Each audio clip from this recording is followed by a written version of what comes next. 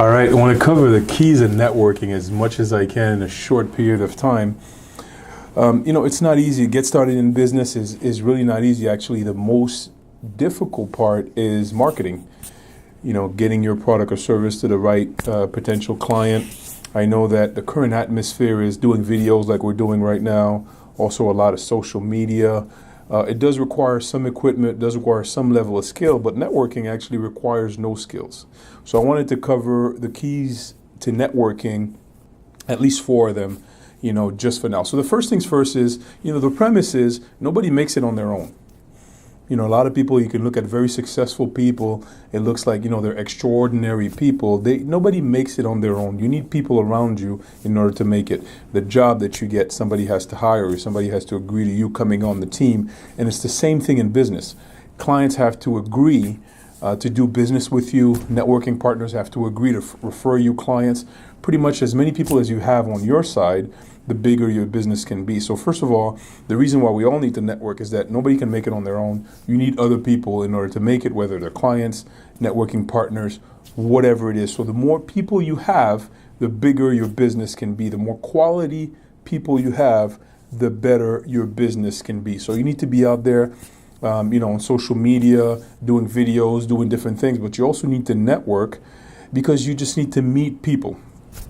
Make yourself a goal. How many new people you need to meet every month. Some people say I need to meet 5 new people a month. Some people say I need to meet 20 new people a month, 100 new people a month. Some of them will become clients. Some of them will become friends. Some of them will become networking partners.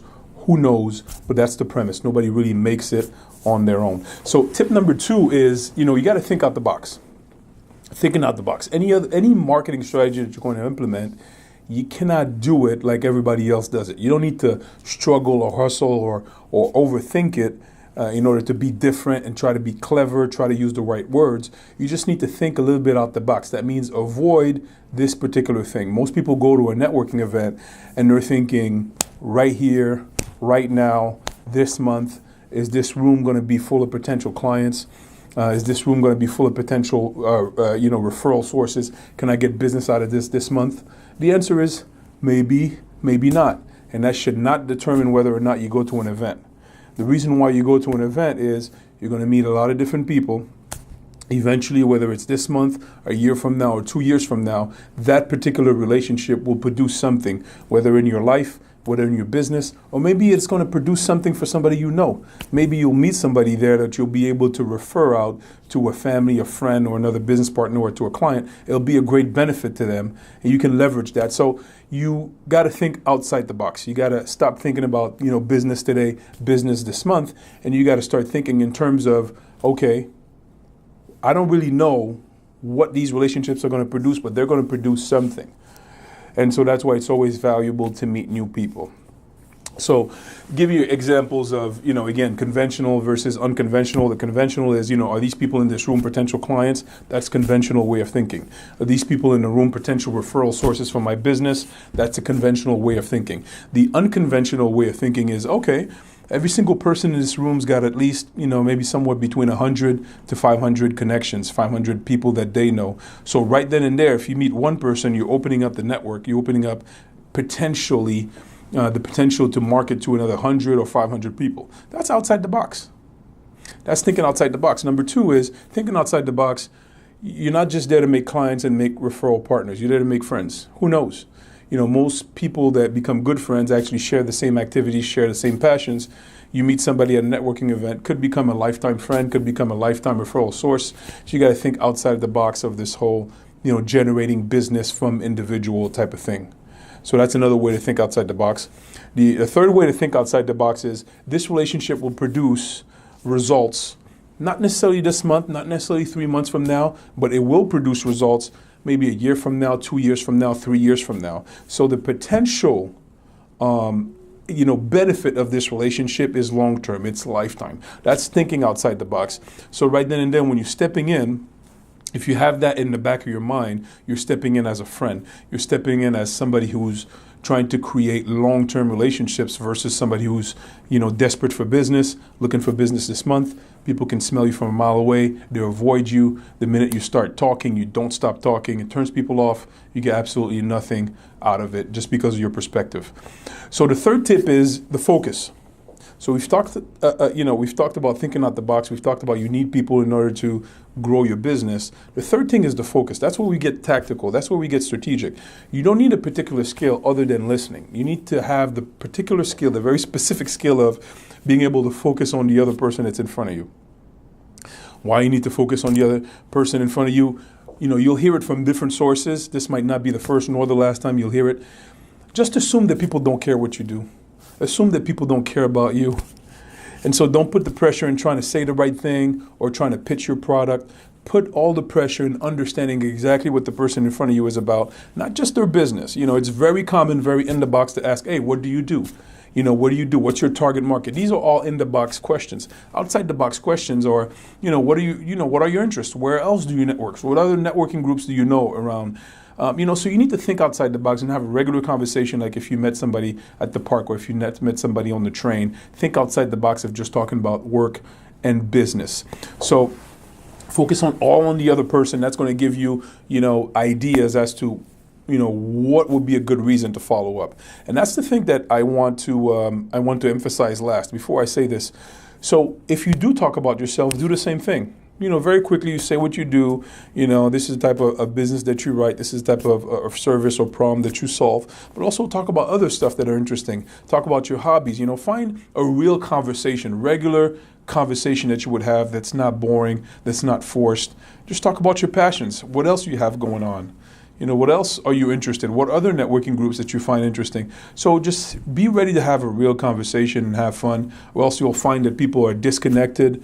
People are not interested. People are not even interested in setting up a one-on-one, which is the last point I'm going to talk about today. So, networking is all in the follow-up. Obviously, you meet somebody at a networking event.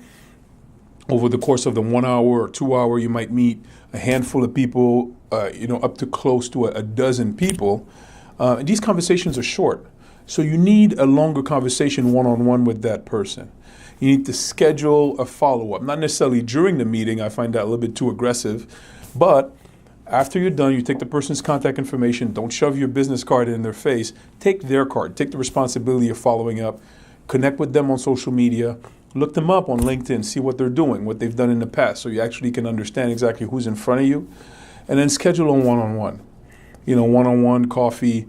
Lunch. A lot of people say it's a waste of time. It's a waste of time. It's a waste of time for somebody who's in the wrong mindset. It's a waste of time for somebody who wants to get business this month, wants to get, referrals this month. It's a waste of time to go for coffee, to go for lunch. But it's not a waste of time for somebody who's an avid, a real networker. Never a waste of time. Very insulting. Might not be a priority. Some people might be too busy. But it's also an indication that if somebody doesn't want to sit down one-on-one with you for coffee, or somebody doesn't want to sit down one-on-one with you for lunch, it might be an indication that either they don't find the relationship valuable, they don't see value in the potential relationship. These are not avid networkers. Avid networkers are people that are very, very friendly, and they know that eventually this relationship is going to pay out, whether in friendship, whether in money, whether in the ability to pass on that referral to somebody else. This relationship will eventually pay out. So they will not waste their time at a networking event unless they know they can follow up with pretty much, everybody's in the room. If I go to a networking event and I meet half a dozen people, I will follow up with half a dozen people. I will call 2-3 times because I know that's what it is. I'm looking at my particular business.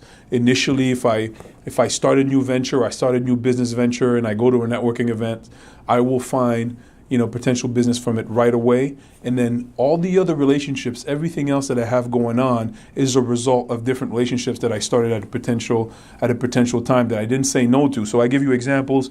If you know what I'm doing, I host, networking events. I organize and host networking events. The speakers that come and talk to my events are all as a result of networking. I go out, I network, I meet somebody, I understand that they have a topic that they can speak on that would be interesting. Boom, 6 months down the line, 8 months down the line, that person becomes a speaker at my event. A lot of different stories people will share with you. Just the other day, we had Julia Avellino come in and do a particular section on her story and on goal setting, and she traced, how do we actually meet? So she met somebody, introduced her to somebody, and then we met at an event.